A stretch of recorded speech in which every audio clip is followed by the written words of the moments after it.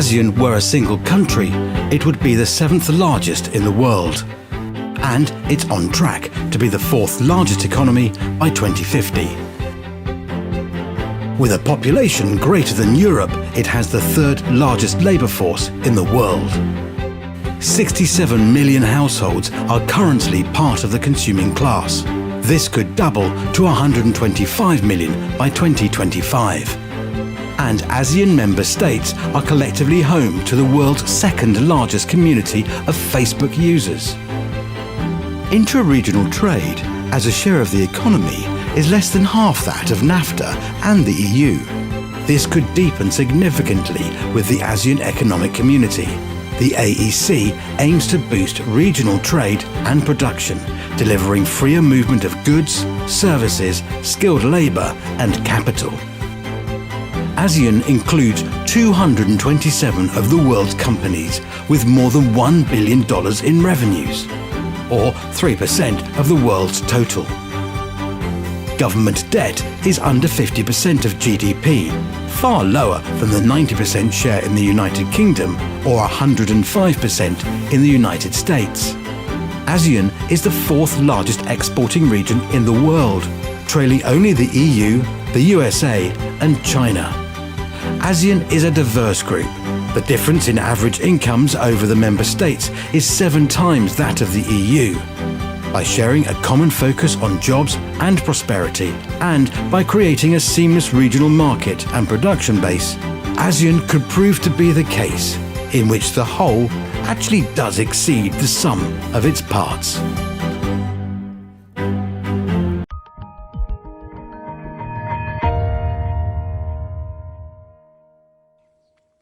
ครับผมชื่อผู้ใหญ่จรัญฮันเฮครับชีวิตการทำนานั้นก็ไม่ค่อยจะสู้ดีนักเพราะว่าการตลาดการค้านั้นมันแคบ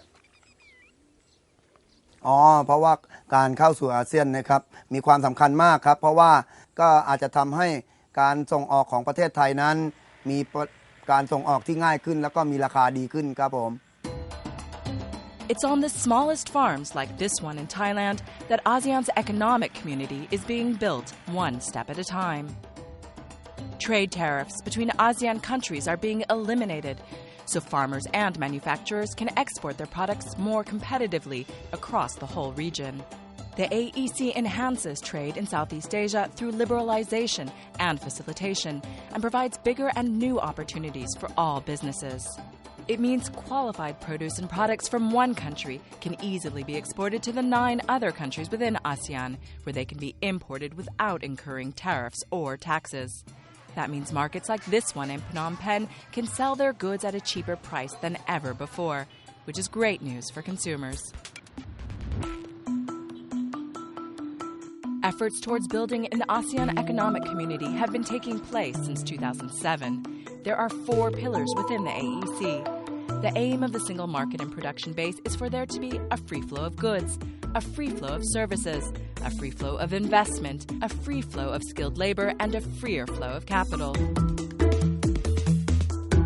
The creation of the competitive economic region seeks to foster a culture of fair competition and protect consumers across the whole region. The equitable economic development aims to narrow the development gap within and among member states and relieve poverty in all 10 countries. And the 4th pillar is integration into the global economy. And trade and economic cooperation aren't just within Southeast Asia. Trade agreements are also in place between ASEAN and China, Japan, South Korea, India, Australia, and New Zealand. Chung Yan-Fai has been importing goods from China into his shop in Kuala Lumpur for the past 15 years and says it's now easier than ever to do business with his Asian neighbors. There's a relationship with China and ASEAN. There are a lot of things that you can buy from there, It's very important. You can see on the street. And it's not just a one-way street. ASEAN exports a huge amount of products to China as well. In fact, in 2014, two-way trade between ASEAN and China was over $360 billion. One way prices of consumer goods are kept competitive while maintaining good quality is by having harmonized standards as basis for testing and acceptance of tests on products. So if a TV set, for instance, is tested and accepted in Indonesia, it doesn't have to go through another test if imported into Myanmar. And that means even less red tape, less bureaucracy, and a guarantee products are of a high quality throughout the region. This factory in southern Malaysia is making dock levelers, an important tool used to help loading and unloading from delivery trucks. Here's one example where we produce a product in Malaysia with tremendous economies of scale. These products are rectangular, so they fit beautifully into a container. There's no duty on them when they go to any other ASEAN country. So it's an example of a production where we are centralizing production for the whole region. It is just one of several products made by Jebsen & Jessen. The existence of ASEAN also helps narrow the development gap by allowing businesses to easily expand. Jebsen & Jessen now have factories and offices in 9 ASEAN countries. I think the fact that Laos and Cambodia and Myanmar are part of ASEAN helped us make the decision to go into these countries. And for us, it was a strategic decision to make sure we are in every ASEAN country. Had they not been part of ASEAN, we may not have made that decision. They would have been looked at as a peripheral country. ASEAN is also moving to boost the regional economy by encouraging major infrastructure projects, from new superhighways that will connect growing cities to installing faster broadband. And all this investment helps small and medium-sized enterprises, like this marketing firm in Bangkok, which is expanded across ASEAN. Having multiple offices in the different ASEAN countries provides us scale, provides us better recognition among our clients and customers, and I think that's really very helpful in trying to grow our business, in trying to build our image in the marketplace. And for skilled workers, that can mean even greater job opportunities. There are now mutual recognition arrangements in place, so a qualified architect or engineer from one ASEAN country will soon be able to go and work easily in another ASEAN country. ASEAN's GDP is $2.6 trillion, and with a growing middle class, there's huge potential for businesses to expand. And that growing middle class is attracting foreign businesses, from car manufacturers to retailers to banks. Foreign investment now totals over $130 billion and employs millions of people. ASEAN is important for U.S. companies simply because of its potential.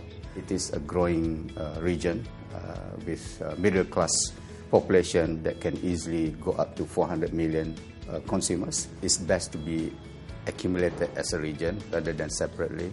I think economies of scale will have an attractive incentive for foreign investors to look at rather than singular countries.